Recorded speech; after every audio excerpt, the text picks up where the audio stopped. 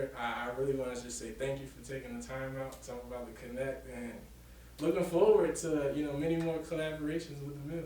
State of Delaware. The whole purpose of it kind of came about where we have millennial hubs in New York, Philly, Baltimore, and DC, but not in Delaware, right? And some people, the best thing about Delaware to them was how quick you could get out of it, so how quick you could get to these other places. So our whole thing was to build Delaware up as a millennial hub and just show that there's a lot of different things and exciting things to do and a lot of benefits from being in probably the most business-friendly state in the nation. So Delaware is a small enough state where you can naturally get in touch with, your federal delegation, like your senators, your congresswomen, your governor, and you can see them like at the Acme grocery store or something like that. Whereas in other states, you'll have events where people pay thousands of dollars and never even, get to interact with these people, right? So Delaware has a really good top-down approach where even the people that represent the state at the highest level are still in touch with like your everyday citizen. So a lot of people in Delaware, always talk about there's not really a nightlife scene, or it's not a robust nightlife scene, or just like how early the bars close. So like one thing that we have is a last call law initiative. So basically getting last call from 1 a.m. to 2 a.m. in the state of Delaware. Doing some research, Delaware has one of the earliest last call laws in the nation. I think we're tied with South Dakota, which is just super ironic but weird at the same time, that we're tied with such a far-reaching state. And we pretty much just want to build, like I was saying, Delaware up as one of the go-to places on the Mid-Atlantic. So, like I said, Philly, New York, DC, Baltimore, those are all places that people naturally think about, right? So what we're trying to do now is build Delaware, specifically Wilmington, as one of those places. Delaware has a saying, at least by politicians, like small but mighty, right? That's one of the benefits. I think the second biggest benefit in Delaware is the cost of living, right? So making $65,000 in Delaware compared to making $65,000 in DC, dramatically different. National Low Income Housing Coalition stated that, in order to have a living wage, right? And for those that don't know, a living wage is pretty much where 30% or less of your income goes to your rent or your mortgage. And in order to do that with one adult and one child, you only need to make $52,000 in Delaware.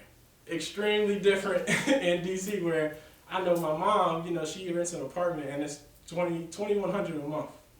It's just rent, so it's a ridiculous number where $2,100 a month, you could probably pay a triplex with that in Delaware. So that's one of another big initiative in terms of getting people to come to Delaware, because it's like I said, making $65,000, making $52,000 is not really a hard number to make, especially coming out of college, or just coming out of a trade industry like electricians. Electricians start off making a really good amount once you get past your apprenticeship. So this is a state where you can really build your wealth. We can start to close that racial wealth gap and really just encourage home ownership rates. So that's one thing that I'm really passionate about in my full-time job working under Newcastle County Executive Matt Meyer.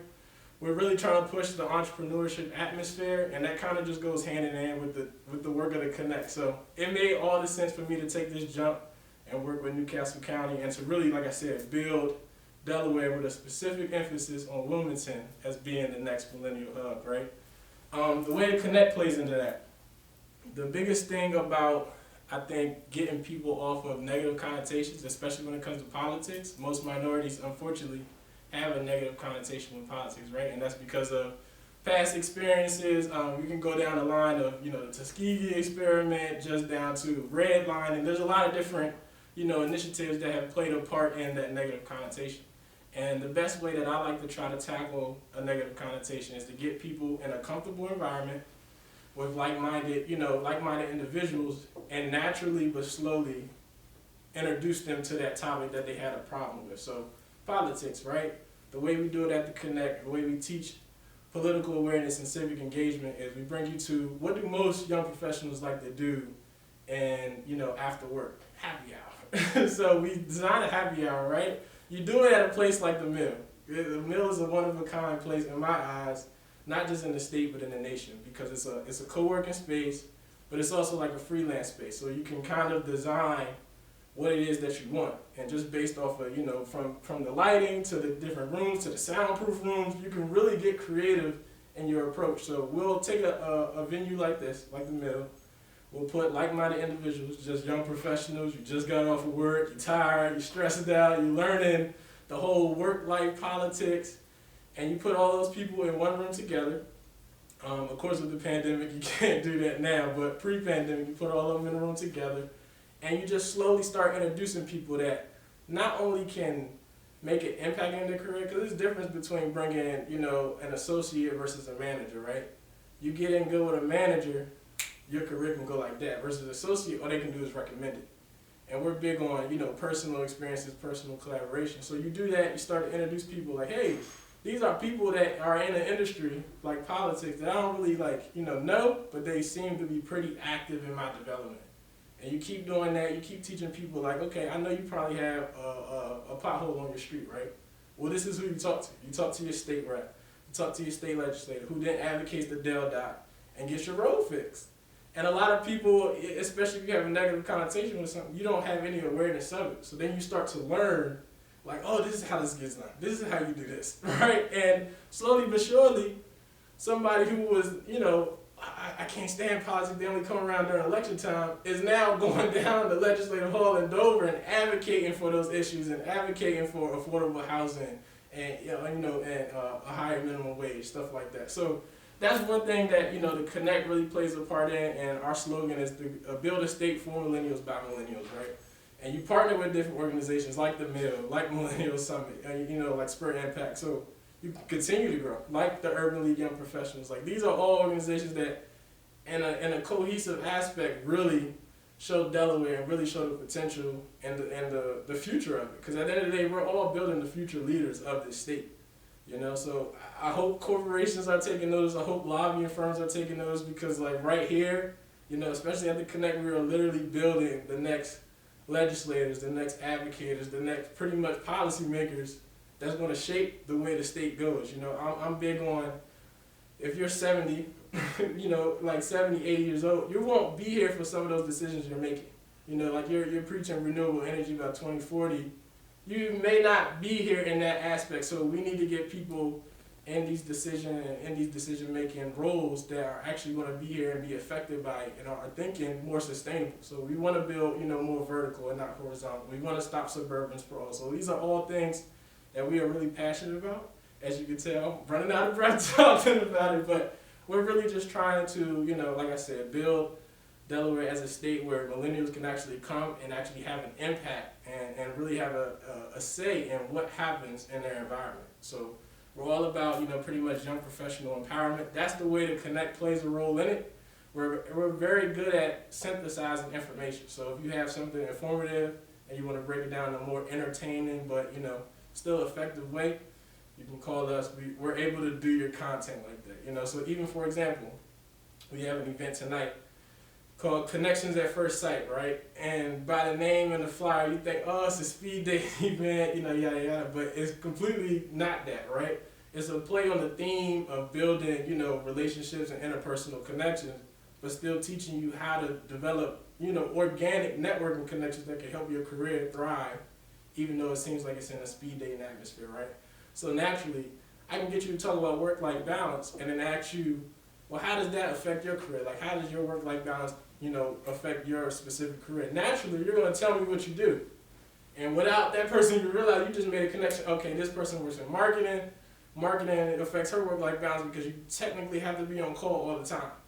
Whereas an engineer would have a completely different experience. So we're big on naturally getting those organic connections and naturally making people like, dang, that didn't even feel like work. That's when you get the most production out of somebody, when they don't even feel like this is work. They feel like, I'm just enjoying myself. And you start to teach people that, they naturally carry those skills over. They naturally are better at talking. They naturally, even if they're introverted, they can naturally carry a conversation.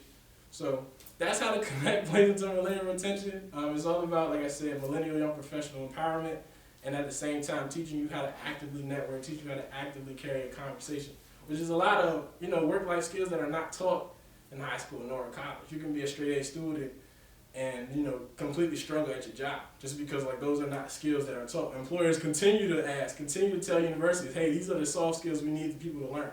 It's a difference between having all the technical skills in the world if you have a social job.